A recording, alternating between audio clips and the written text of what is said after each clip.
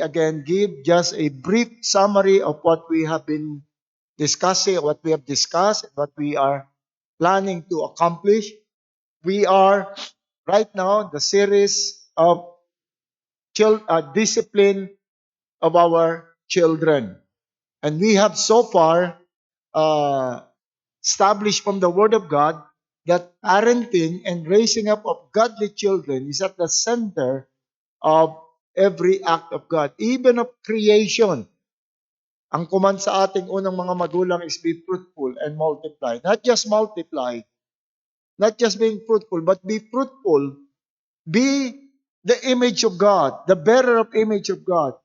And according to Malachi, you also, the reason why I established marriage is for you to raise up godly children.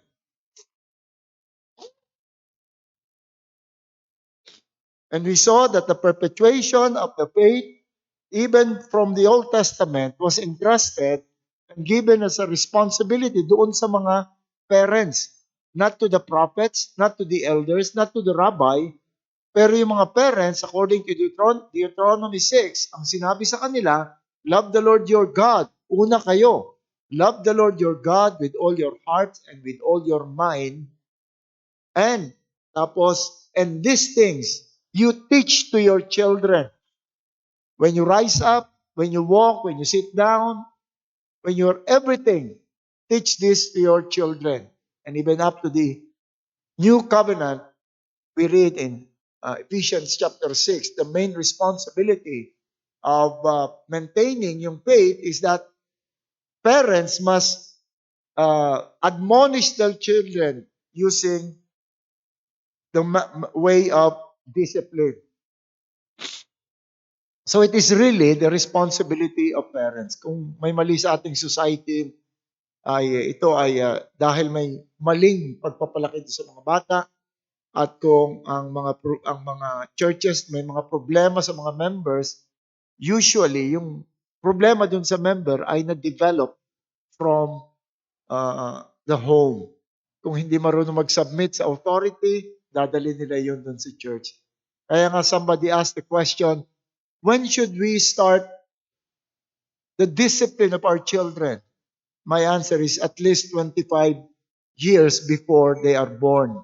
Meaning, you yourself, dapat sa iyo magsimula yung discipline.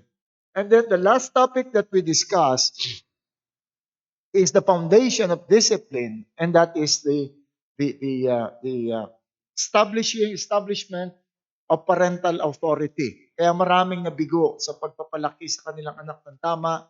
They fed their children with truth. They fed their children with biblical teachings. But they grow up to be rebels because they miss in one point. They miss in establishing parental authority. We are told from the scripture that parents are given that special task doon sa ating mga anak. At nakita natin ang pag-establish ng parental authority must be, ang unang-una ay dapat alamin natin, must be on time. Nakita natin from the Word of God that window where we can mold our children ay may limit. Train up a child in the way he should go, and when he grows up, meaning yung when they cross that boundary of being a child and being a grown-up, yung ating power, yung ating authority, expired na. Expired na. Kaya ang ating practice o pag-establish ng parental authority is just limited. Remember, the heart, no one can change the heart of man. We are all born sinners. Foolishness is bound up in the heart of a child. Yun ang kalagayan ng tao. Walang pwedeng makapagalis, but the Lord has given us a window of opportunity. Given us a time where we are given the authority and the power to change the behavior, to change the attitude of our children. And that is called childhood. While they are under us, we must establish authority promptly. And for today, another way ng pag-establish ng authority is what I call consistency. Consistency. We must establish we must consistent in the establishment of authority over our children. And let me explain, ang ibig sabihin natin ito, what is the meaning and value of being consistent? When I say consistent tayo doon sa ating authority over our children, it does not mean na talagang completely everything na ng ating mga anak ay hindi na pwedeng mag-decide on their own, hindi na pwedeng gumawa ng mga bagay using their own analysis, their own initiative, but we must dictate to them. That is not the consistency that we are talking about. For example, just to give you an idea of what is being consistent, if I would ask you, are you consistent in your family devotion? If I will say, I raise up my children with the consistency of having a family devotion. I'm not asking if you have a family devotion 365 days in a year, that no matter what, typhoon, earthquake, the house is on fire, talagang we need to have a family devotion. That's not what is meant. It only means that you have established a pattern, that it becomes predictable and reasonable in the mind of our children. Meron ka ng pattern of of family devotion. Inaasahan na ng mga anak. At kapag ka merong pagkakataon o araw na nami-miss yung family devotion, alam ng mga bata that there is something unusual, that there is something not ordinary na nangyayari dito sa aming bahay. Why? We did not have a family devotion this morning. So that is being consistent. The children expect on that time that we will have a family devotion. And on days you miss it, the children will notice it. The children will know that it is not the usual pattern. It is not normal. So you may miss family devotion once or twice a week, but the children knows that that is not the pattern in this family. So it must be consistent. The same way with parental authority. When I say that you parents must have or exercise authority over their children consistently, it does not mean that children will not have the decision, will not make decisions on their own. Neither will have to think and plan that everything be designed and commanded by parents. Merong line na hanggang ngayon memorize pa nung aking mga anak. When they ask me on something, I would tell them, do not make asking as a substitute for thinking. You think first, you make plans, and then you come to me kung meron kayong nakitang problema ron.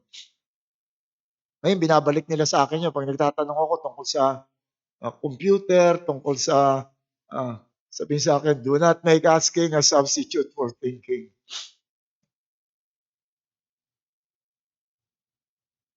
With parental authority, dapat merong established. Does not mean na encourage natin sila to plan for themselves, to make their own project, and to make decisions. Consistent parental authority simply means that an atmosphere has been created that everyone is conscious and aware that there are rules of behaviors in the house and the parents are the ones who are implementing this. Merong limit ang behavior. Merong limit yung kanilang behavior. That every day, in whatever children are doing, they know the boundaries of their behavior.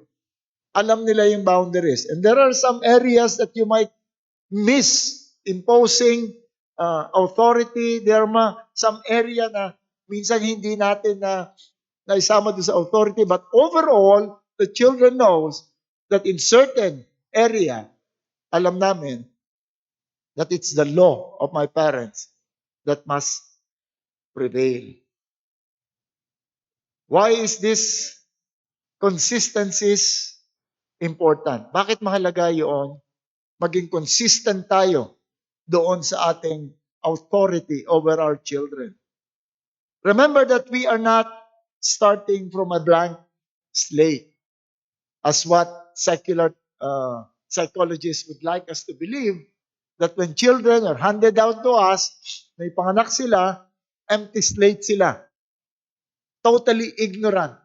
At ikaw lang ang magmo-mold sa kanila. Ikaw ang magsusulat dun sa slate na yon. That is not true. We know, as we have gone through these passages several times, Proverbs 22:15, that foolishness is bound up in the heart of a child. It's not only spotted with foolishness, but it is bound up, nakabalot yung foolishness sa puso ng ating mga anak. David acknowledged that he was brought forth in iniquity, and in sin did my mother conceive me. Psalm 51 verse 5. Their problem, first and foremost, from those passages and many more, their problem is the heart. The heart is the problem. The behavior is just an expression of the foolishness that is in the heart. And it's not yung expressions, hindi lamang basta expression. When allowed, it would firm up that foolishness. Children will express that foolishness. Without parental control, without parental authority, you're not only allowing that foolishness to be manifested, but you're actually firming up, pinatitibay mo yung foolishness na yon. Talagang ipinapako mo rin sa puso. Kung hindi, masusolve ng parental authority. At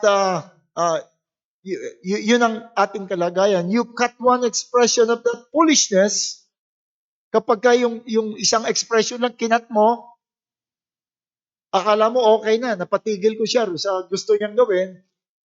But because it's from the heart, it would find another way to express that foolishness.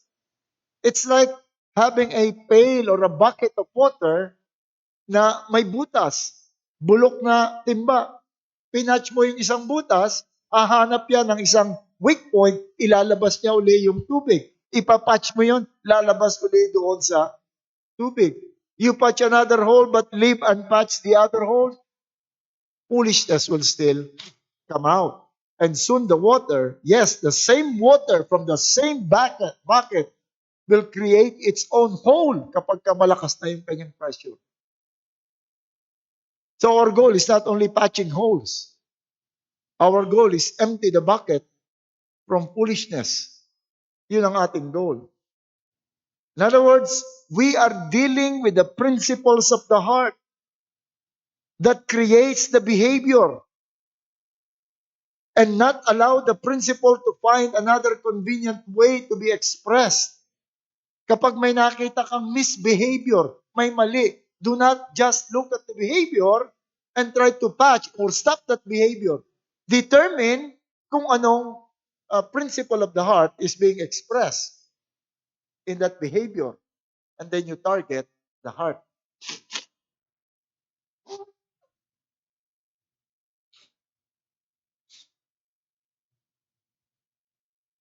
Do not allow that principle to find another convenient way to be expressed. Children must understand that there is no other hole that is not under the authority of the parents. You find another hole, you'll find me there, son. You look for it, you make your own hole, and at the end of that hole, you'll still find me. I'll stop you. Because that is coming from the principle of your heart. And you can be sure that children are good at finding holes. Matalino mga bata sa paghanap ng kung saan nila ipalalabas yung foolishness nila. Sometimes, kahit na for a short time, may palabas ko lang. Like, one parent said, bedtime is 7. Everyone stop whatever you're doing, go to bed. Active na active yung mga bata. I said, go to bed.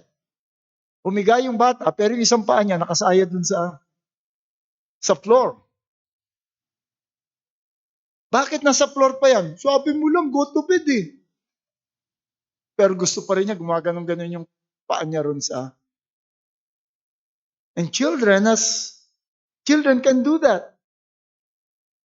There are other children who would ask you many questions. You have to prove to them na reasonable and practical yung pinagagawa before they obey. That sometimes you'll be forced to say, because I am your dad and I want you to do it right now. But they would find a time to delay yung obedience. You must make them realize. Isang parent, sabi sa akin, nung gagawin ko, sabi niya sa anak niya, no touching the electric fan. Alam ginawa ng bata? Kukuha yun ng stick. Yun ay panggaganon niya. I did not touch. I was touching just the stick. Children are good in finding ways to disobey, to go around. Allow these children to be like that. Nakikita nyo pagdating ng church, if ever na maging Christian, they will do that to their pastor. You give them counsel, they know how to go around the counsel. You give them a good counsel on how to deal with life, they will find ways to excuse themselves. Why? Because they were not trained as children to simply obey and obey completely and obey promptly. And remember that your time is limited in doing this. Soon the authority, the parental authority, and the power given to us will expire. When they grow up, when they go to school, if ever you would send them to school, when they meet friends who would feed them with worldly wisdom, who would teach them to behave in such a way na malayo do sa iyong tinuturo, soon that will come. And any unpatched holes have become permanent outlet of foolishness. But when you establish yourself as authority, even in their adulthood, they will still recognize you and recognize your teaching. They will recognize the authority of your word. They would remember every time they would encounter something or somebody na nag-i-influence sa kanila to do something else, they would remember your authority. Maaring hindi na sila matakot sa palo dahil hindi mo na pinapalo, but they would still have that feeling na ayaw ito ng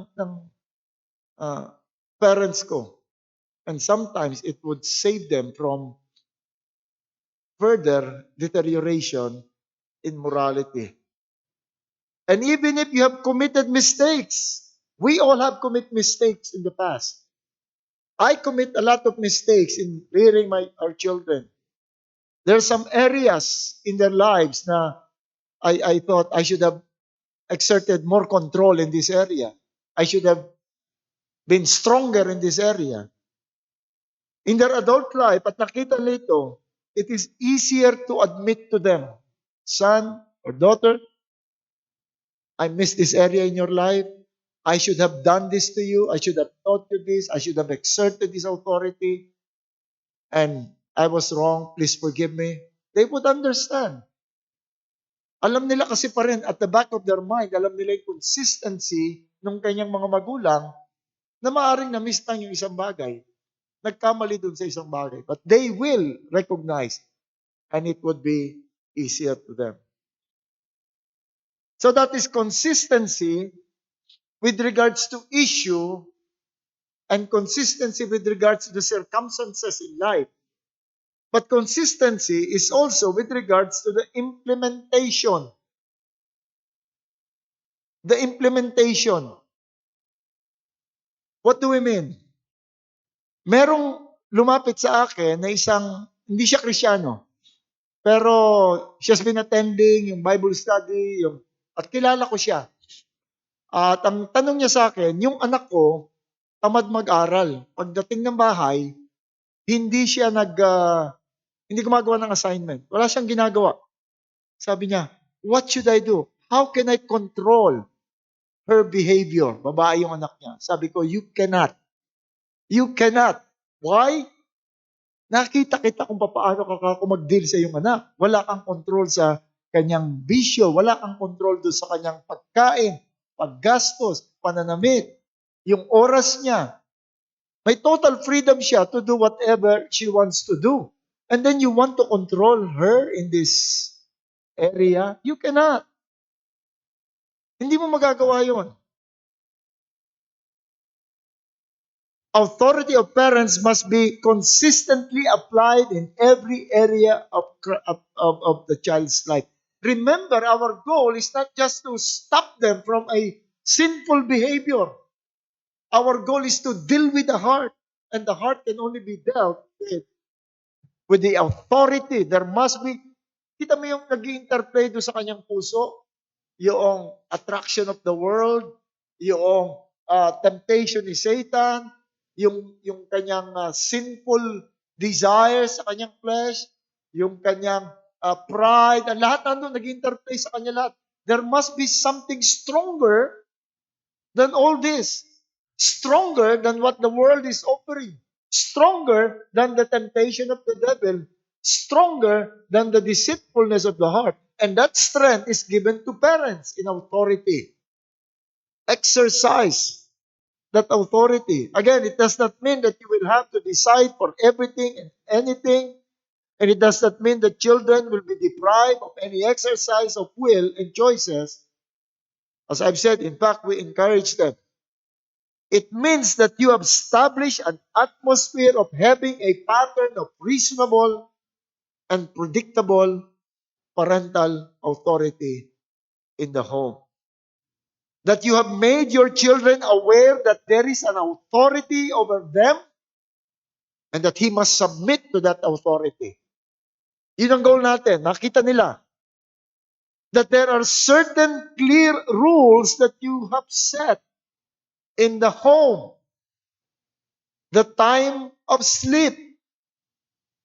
You have set the authority para makita nila na they are not free to go to bed on their own time. 7 should be the time of going to bed. My children, I said, if you cannot sleep, just be in bed. Just go to bed. They lie down in bed. I'll go to them and read some books. But when the time comes, when I exit the door, they're no longer allowed to leave their bed. What to eat and what not to eat. You know, even sa dinner table, I tell them if they have too much of something, anak, naka-4 na cup ka na ng rice. That's enough for you. Certain behavior that must not be seen. When nag-set ka ng table, hindi nagustuhan yung ulam, they're not allowed to make a face. When they do that, dinadagdagan ko ng isang kutsara pa yung kanilang kakainin. They know that there are certain behaviors, some graces that need to be exercised. Saying thank you, please, and forgive me if they did something wrong. They know they must do that. Meron pa nga akong, hulaan niyo kasi kusina. Meron ako isang anak na minsan mga away siya ng kapatid niya. Pag lumakad ako, nakita ko, takbo agad siya pabalik doon sa kapatid niya. Sorry, please forgive me, please forgive me, please forgive me. Because she knows that she'll be facing punishment. Alam niya. Until dumating sa point na sabi ko, I'm glad that you asked forgiveness, but then you have done that just today, 2 times. That means, ginagawa mo lang excuse yun. I still have to spank you. And she knows. na meron siyang dapat na i-correct. And this rule is being expected and predicted by all in the house at all time and in all circumstances. Now, huwag niyo sabihin na, naku, para palang garrison itong bahay siguro. Pagka ganun, parang ako yung commander ng Kempetay Army na, in fact, si Rolly, binata pa naman siya nung pumunta sa bahay namin. Yun ang naging impression niya. Sabi niya, parang garrison kila pero nung minsan bumalik siya, nakita niya kung paano ako laruin ng aking mga anak. Sabi niya, hindi naman pala ganun. So wait hanggang mapag-usapan natin lahat before making any judgment na parang hindi na maganda yung atmosphere. And all this rule is being expected and predicted by all in the house at all times and in all and under all circumstances. For example, you made the rule that children must be in bed at 7. No more television, no more telephone, no more gadgets. There are times that they miss this. But a simple reminder, I said 7. Did you know na 7? Oh yes, I missed the time. Then they'll go to bed.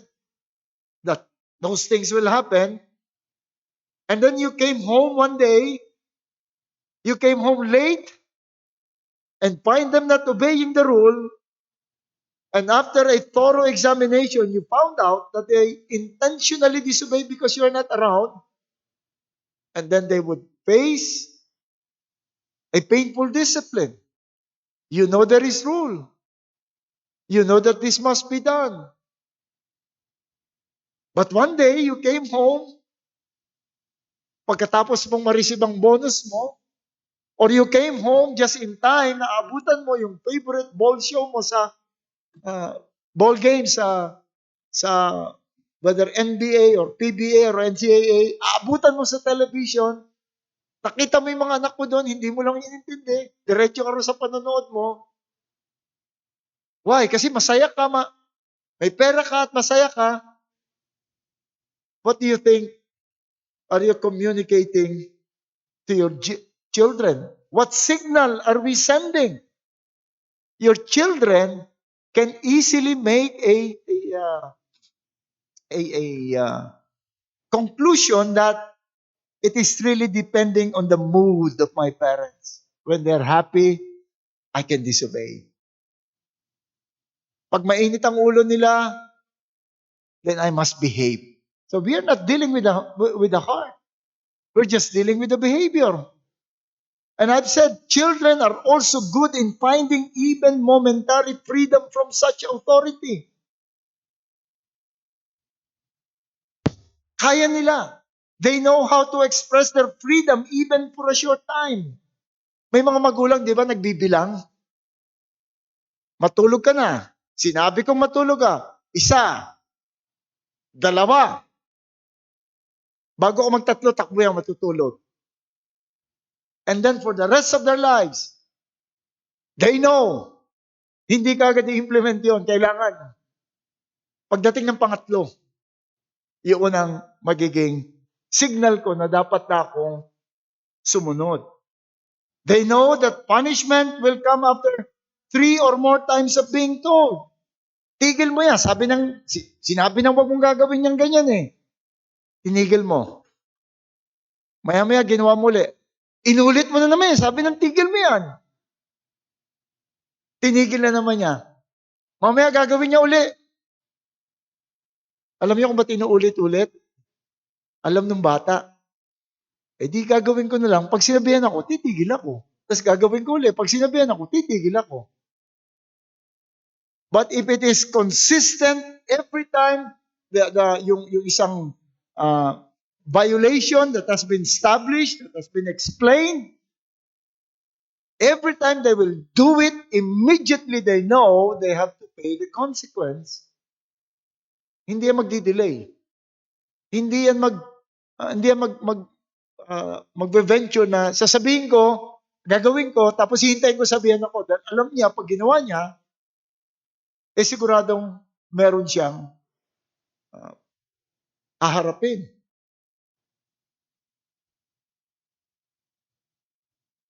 So yun ang dapat. They know the punishment will come immediately kapag yung isang bagay ay established siya. But you have to really to establish with our children kung ano talaga yung clear. Hindi yung bigla na lang lilipad yung kamay mo, mamamalo ka, saka may papaliwanag, tapos iba pala yung understanding mo dun sa situation. They can detect opportunities when to escape punishment. Alam ng bata. Naikwento ko na sa inyo nung, I think I was in grade 2. Ako yung pinakamabait dun sa amin. Kwento ko sa inyo na yung teacher ko, nakita ko na kapag mabagsik yung teacher ko, yun yung lagi ako napapalo nun everyday. Yung pamalo niya, 1 meter, hindi na pwedeng gawin ngayon. 1 meter yung, hindi ko alam kung inabot ni awa si Mrs. Raimundo. Amelia Raimundo, natandaan ko pa yon. Pero napansin ko, kapag may bisita kami, superintendent o yung principal, may kausap siya, hindi niya magawa yung tapang niya. So minsan yung superintendent, nakita ko kausap niya sa pinto. Pinipitik ko yung tenga nung nasa harapan ko. Tapos umiiyak na, titingin sa teacher ko, titingin lang siya sa akin, pero hindi, kaya-kaya pa pala to. Because I know I can escape. Alam ko papaluin ako pagkatapos. But at least for that short moment, in the depravity of my heart, I know even for that short moment, I enjoy the freedom of disobeying the rule. Alam ko papaluin ako. The following day, gagawin ko uli yun. Alam ko papaluin uli ako. But it makes me feel good. I have that freedom. That's the depravity of man. They can detect. Sometimes they can detect if parents will not impose the discipline. They can memorize circumstances. Kung kailan hindi sila maparusahan. Sometimes yung sakit, may sakit. May sakit naman siya, wag mo nang paluin. Bayaan mo nang magsuplada. May sakit yan eh, may lagnat yan eh. Bayaan mo na kung anong gusto niya, ibigay mo. Or kapag busy si nanay, naku, hindi niya mabibitawan yung ginagawa niya. Kaya, itong opportunity ko, I'll enjoy my freedom. Hindi niya iwanan yan. Ay, si Abab, busy yan. Alam ng mga bata yan.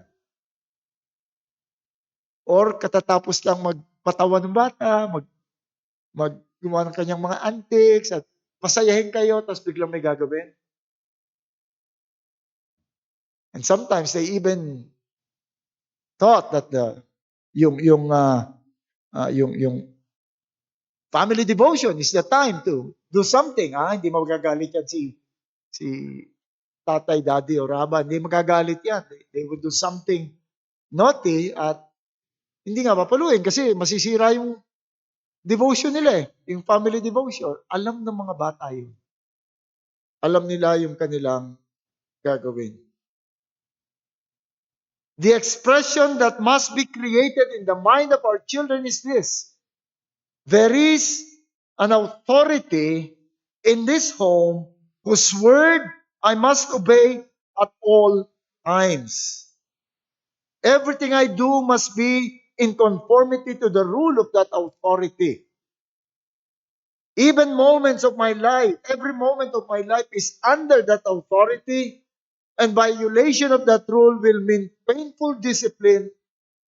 God, as the perfect model of parenting of Israel, said in Psalm 89, verse 30 to 32, if his son forsake my law and do what in my judgment, do not walk in my judgment, if they break my statutes and do not keep my commandment, then I will punish the transgression and with the rod, and when the iniquity, and their iniquity with stripes. It did not say, if I am in the right mood, or if or circumstances will allow. No. If they will do this, this is what I will do. There is consistency. Dapat alam yon. Consistency is the key to reach the heart. Kung hindi, yung behavior lang ang titignan nila. I-stop lang nila yan whenever convenient. Remember that there is only a limited time that you can impose such authority upon them. So be consistent in that prescribed period. Huwag niyong patigasin yung ibang area ng buhay ng ating mga anak. Lahat yung kanilang buong buhay, alam nila na sila yung dapat. At alam niyo, ngayon sobrang exposed na ang mga bata kung wala yung parental authority, kung wala yung noon, pinipintasan nila ako noon bakit daw yung mga anak ko, pinayagan ko na bumili ng video game at maglaro ng video game. Samantalang ibang parents, pinipigil, talagang bawal sa kanila. Sabi ko, no, gusto ko habang bata sila, habang malakas ako, I can teach them the principle, I can control them. Yung under sila ng control ko. Kasi darating ang araw, pag hindi ko na sila control, and I predicted then, na games would be so popular. And I can no longer control them in that area kasi binawalan ko lang sila. Simpleng bawal lang. Hindi ko sila kinontrol sa time, dun sa game na kanilang gagawin. Well, I'm not saying na it would guarantee na hindi na nila gagawin pag laki nila, but yung authority mo nandun pa rin. When you talk to them, he will not simply dismiss you. And then you find ways kung paano sila in their adulthood matutulungan to be out of those slavery. And then lastly, with consistency, not only with regards to issue, with regards to the areas of life, but consistent with regards to implementor. Implementor, there should only be one rule in the house. When we say implementor, that would be the mother and the father and the mother. Dapat consistent. The father is the one directed by the Lord to implement training of children. Kung titignan nyo, laging ang tatay ang kausap. You fathers, do not provoke your children to wrath, but bring them up in the training and admonition of the Lord. Ephesians 6:4. Colossians 3:21. Fathers, do not provoke your children lest they become discouraged. In the book of Proverbs, Solomon called his rule in the house as my law, my commandment. Proverbs 3:1, my son, do not forget my law. Proverbs 4:1, hear my children the instruction of a father. Proverbs 7:2-3, keep my commandment and live, and my law as the apple of your eye. It's the father. Why only the father? Because he's the head of the home. But when it comes to implementation, everyone in the home must know that the mother is to implement the rule of the father. Walang pagkakaiba dapat. Alam nila that there is only one rule. Note the parallelism and contrast given in the book of Proverbs. Proverbs 1:8, my son, hear the instruction of your father, and do not forsake the law of your mother. Oh, magkaiba yung law ng father sa kay mother? No, yan ang kanilang parallelism. When saying one thing, and then repeating what is said in another way, na yun ang ibig sabihin. So the law of the mother, the father, the instruction of the father is the law of the mother. And to hear the father is not to forsake the mother. Iisa lamang. Proverbs 10:1, a wise son makes a glad father, but a foolish son is the grief to his mother. Unfair, ano? Pagka magaling yung bata, yung tatay yung sikat. Pero pagka foolish yung tatay, yung anak, yung nanay ang napapahiya. And I've heard many preachers that na hindi ko naman pwedeng kontrahin na ang ibig sabihin daw nito, it's because the mother is the implementer. Kaya sila yung napapahiya. Kaya pati mga mura, di ba? Yung nanay minumura, hindi yung tatay. But I believe that this is another of that parallelism. That the son makes a wise son makes a glad father. And a foolish son, which is the opposite of being wise, gives grief to the mother. It's just a parallel. When you are wise, you make glad your father, and at the same time, the mother. But when you are foolish, you give both of them. You give grief to both of them.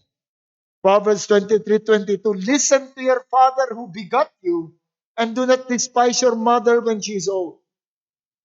Proverbs 30:17. The eye that mocks the father and scorns obedience to the mother, the ravens of the valley will pick it out, and the young eagles will eat it. So, ibig sabihin, hindi pwedeng, di ba yung mga bata, kahit na hindi sumagot yung mata nila, makikita mo yung rebellion in their eyes. God said, I will command the ravens to pluck your out and feed to the ravens. Now, we know that it's not literal. Wala pa akong nabalitaan na kung literal yon, ang daming bulag na bata ngayon. Sa grocery lang, naku, mabubusog yung mga ravens na pag nakita mo yung mga bata kung paano rebelde sa kanilang mga magulang. So, there must be the rule of the father or the rules of the mother. The behavior of children will cause the same effect on both the father and the mother. And the fear of the children should be the same before their mother and before their father, or in the absence of one. There must be time of discussion between the father and the mother on how the authority and discipline of children can be exercised. Dapat may usapan. Included in the discussion will be the principles. Ano bang principle ang nakita natin dito? Yung patterns na gusto natin ating i-correct at itong paano ang dapat dito.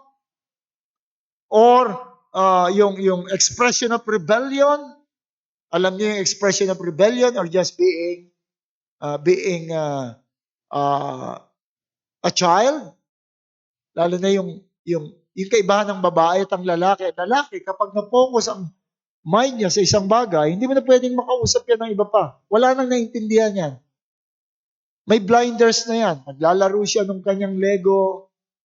O, iligpit mo yan, alisin mo yan dito. Yes, pero hindi niya talaga naintindihan yun. Yun yung mind ng... But that's not rebellion. That sometimes you have to decide if it is already heart forgetfulness or simply just being faithful to his nature. So that must be discussed by both the husband and wife, and how to deal. What is the most effective? There must be a prayerful analysis of the implementation of discipline. At hindi makikita ng mga bata kung ano yung butas. Alam mo, magaling ang mga bata sa ganyan. Alam nila pag may gusto sila, alam nila kung kanino magpapaalam.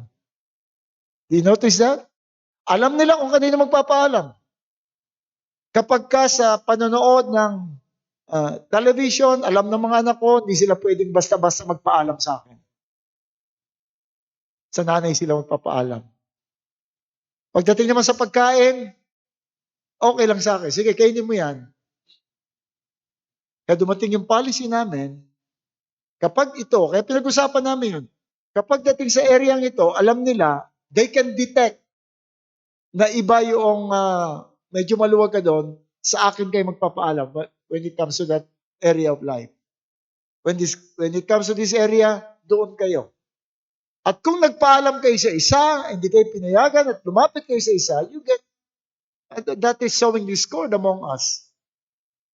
And that would mean discipline. You can do that. There must be a prayerful analysis on the implementation. Alam mo, magaling mga bata mag-drive ng wedge between parents. Kayang-kaya mag-drive ng wedge para yung pag yung sila na mag-aaway, libre na ako. Sabi ni mami, okay daw to eh. Ba't mo naman pinayagan? Okay lang yan. Tapos nagtatalo na yung dalawa. Isa kain ng kain ha. There must be consistency with the implementors. One principle.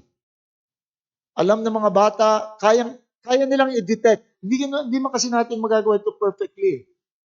When I have to spank our children, si Banji pinalalabas ko ng kwarto. Yung wife ko pinalalabas ko ng kwarto. Kasi kahit hindi siya magsalita, yung mukha lang niya habang malalaman mo kasi yung anak mo habang pinapalo mo nakatingin sa sa mukha nung nanay nila. Sabi ko, bay, labas ka muna. Ako na lang mag-deal dito. And they know. But we made clear to them na dapat pareho. Minsan yung isang anak ko lumapit sa akin, sabi niya, Aba, inispank ako ni mama. Pero hindi ako nasaktan, baka hindi ako matuto. Sabi ko, anong ginamit sa iyo? Yung abakan tsinelas. So pinag-usapan namin yun. Kinausap ko yung bata na okay, pag-uusapan namin yan, siguro hindi napansin ni mama mo na baka raw kasi hindi siya matuto sa klase ng palo nung mama niya. Okay. It must be prayerfully analyzed.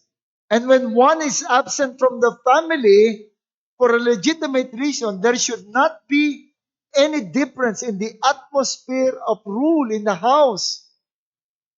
Karamihan yung mga pag wala si daddy, maluwag sa bahay, dahil soft si mami, at pag nag-misbehave ako, sasabihin lang ni mami, susumbong kita sa daddy mo. Kontrabida ngayon si daddy. Hihintayin pa. Hihintayin pang dumating yung daddy bago i-deal yung certain. Dapat alam nila. Kahit sino nandito, we must behave in the same manner. There should never be a difference in standard. At kung meron man silang makitang difference, you have to make them understand. You know, ang mami mo, mahinang kamay niya, mahinang puso niya, nahirapan siyang mamalo. But we agree na yun ang dapat na gawin. Yun ang dapat gawin. If I would show you yung mga notes na ginawa ng mga anak namin, na thanking us para doon sa discipline na ginawa nila, it's both addressed to both of us. They know that there is only one rule. And sometimes hindi natin ito mapapansin. Meron kaming kapitbahay, a very godly couple. Yung tatay stricto. In fact, madalas kaming na-invite sa kanila na sa US ito, na-invite kaming mag-dinner sa kanila, yung mga anak namin, mga kaibigan. Yung tatay ang may hawak lahat nung hindi nakaserve sa taas, sa baba, nandun sa tatay lahat.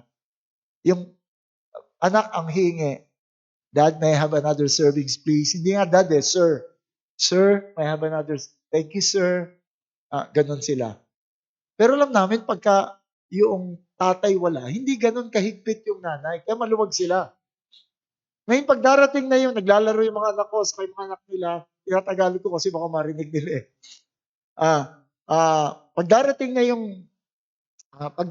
yung tatay nila, pag nakita pa lang sa malayo, yung behavior ng mga nila, oh, Dad is here. Liligpitan na yung mga gamit. I warned the father of that. Sabi ko, your children are not happy seeing you. Nababawasan yung kanilang freedom. But the father did not listen. Sabi niya, oh, ganun lang talaga. Nung makawala na sa kanila yung kanilang mga anak, nagwala na. Wala nang authority na pinakinggan. But happily, one of them ngayon ay nag-profess ng Christianity. But the rest, walang authority na kinikilala. And children are good in spotting holes in our rules. And they can enlarge those holes. Pwede kayong paghiwalayin. Itong consistencies na ito with the implementers is violated or destroyed under some circumstances.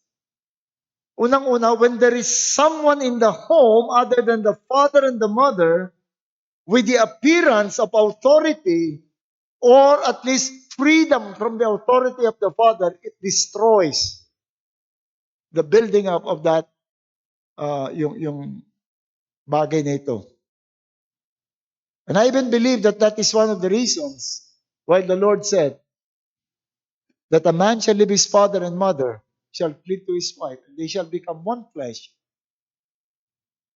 Para merong isang authority lamang. Now, of course, there are circumstances that you have yung mga nanay mo, tatay mo in their old age, o tiyo mo, but still, you should be the authority. Makikita nilang you are the authority. And they're respecting your authority. Pero pag nakita na malaya yung kasama nyo sa bahay na they can turn on the television anytime they want, they can watch whatever they want, they can speak whatever, they can smoke, that destroys the authority of the parents. Nawawala yung authority. Nagpatira rin ako ng tiya ko, ng pinsang pumatanda sa akin, ng tito ko, mga kapatid ng nanay ko, tumira sa amin, but I set the rules. Bawal manigarilyo. Kahit yung mga pinsan ko pagpapasok sa bahay, hindi mo pwede pasok yung sigarilyo mo. Yung tumira sa amin at uncle ko, sabi ko, uncle, alam ko may inom ka. Pero once na amoy kita rito, hindi ka pwede papasukin. Umayag siya. Once dumating siya na nakainom, nakita ng mga anak ko, alam na nakainom siya, I locked him out. Sabi ko, I'm sorry. I made it clear. Hindi pwedeng pumasok dito yung intoxicated. There must be one rule. Yan ang problema sa family ng Filipino family. Ang daming authority. Uy, ayaw ni tita niyan. Pinalo ako ni tito. Binawalan ako ni lolo. I told my relatives, you're not allowed to spank my children or scold them. Sabihin niyo lang sa akin pagka nag-misbehave sila. I am the only authority over them. I will teach them to respect you. I will teach them to obey you. But I am the only authority. Even yung kakainin nila, hindi pwedeng mag-aabot sa mga anak ko ng mag-aabot. My children knows na dapat sa akin. Alam ko yung nanay ko, awang-awa siya kay Jowas. So si Jowas kasi, kumain niya ng matamis, saka ng ice cream dahil sa kanyang asthma. Hindi ko pinapayagan. Nagkakain kami ng ice cream doon. Awang-awa siya kay Jowas kasi nandun lang, hindi naman nangihingi, hindi kumakain. Yung nanay ko nagtago ro sa likod ng dingding, sabi kay Jowas, subo siya ng isa. Sabi ni Jowas, si Lola, binibigyan ako ice cream. Because he knows the authority in the home. Hindi siya malaya. Hindi siya malayang tumanggap ng pagkain kahit kanino, ng candy kahit kanino. They know the authority. So when in-laws or someone older than our children, kaya mas nahirapan kami doon sa nung ipanganak kasi si Ken, 17 years, 30 na, no? At 11 years old na. So, nung magka 5 years old si Ken, medyo may edad na yung mga kapatid niya. Puro adult na kami sa bahay. So, hindi ko na ma-implement yung by 7 you must all be in bed. Or, eto lang yung time na pwede kayo magbukas ng TV. Nahirapan ng implement yun kasi mga adult na eh. Mga adult na. May mga certain areas pa rin. Magagalitan naman ako ni Jowas. Sabi ni Jowas, pwede ko bang panoorin ito? Sabi ko, no, that's not allowed there. Hindi mo pwedeng.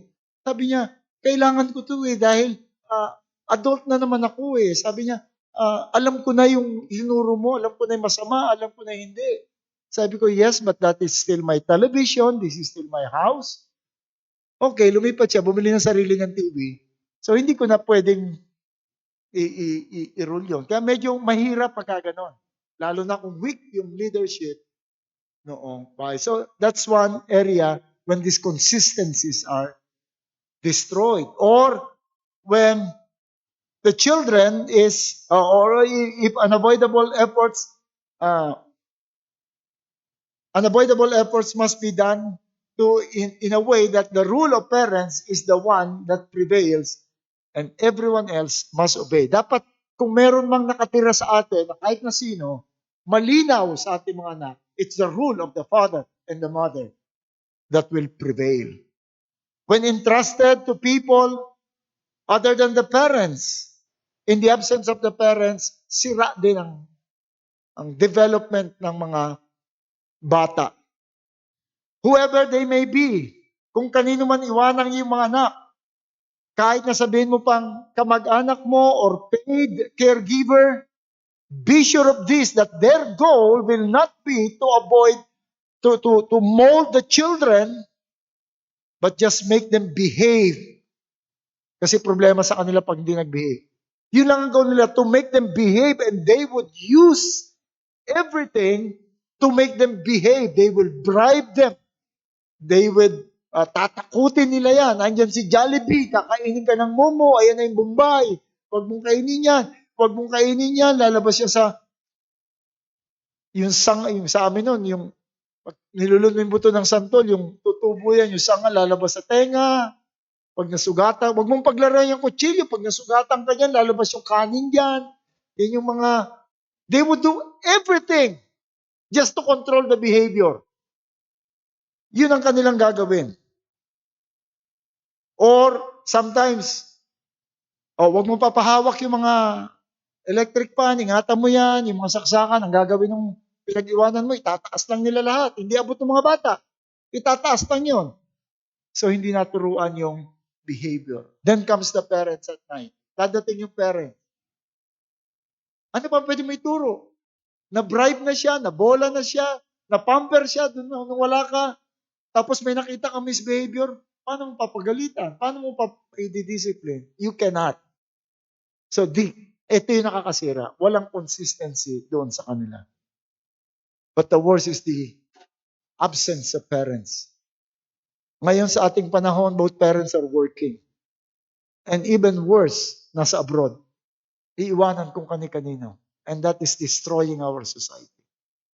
So, when we impose authority, it must cover all issues, it must cover all circumstances, and it must be consistent with regards to the implementer. Okay, sumobra lang ako ng 2 minutes. Tama ba? Sobra? Hindi, sa dulo ang natitingnan ko. Okay, but anyway, at least consistent ako, mahaba pa rin. Okay, i-reserve nyo na lang mga question. If you want, you can message me privately so that I can deal with your questions na mas prepared ako next time na tayo. Next time, we will deal with the actual training of our children to godliness. Okay, let's pray. Oh, Father, we thank you that you know our frames, that we are from dust, and that our hearts and mind are full of the things that we have learned from this world, and that we have a deceitful heart. Pero Panginoon, di ka nagkulang sa pagtuturo sa amin in your word. So help us, Lord, to be submissive to your will, to be submissive to your wisdom.